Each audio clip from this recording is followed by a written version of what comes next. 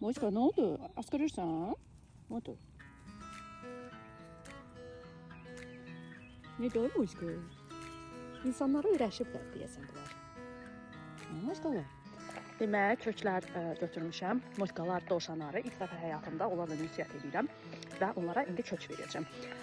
Burada baxan işçi dedi ki, möhkəm saxla əlində kökləri, yoxsa ki onlar aparırlar. İndi görüm kimə yaxınlaşıram. Hə, bu kök görüb indi istəyir. Ala, istəyirsən? Ala. Ala, uy, götürdü. Götürdü. Sən köksən, ay Moşka, ala. Ala. İstəmirsən? Hə, bunlar bu kökünü aparır. Gəl. Ala. Ala. Ay Allah.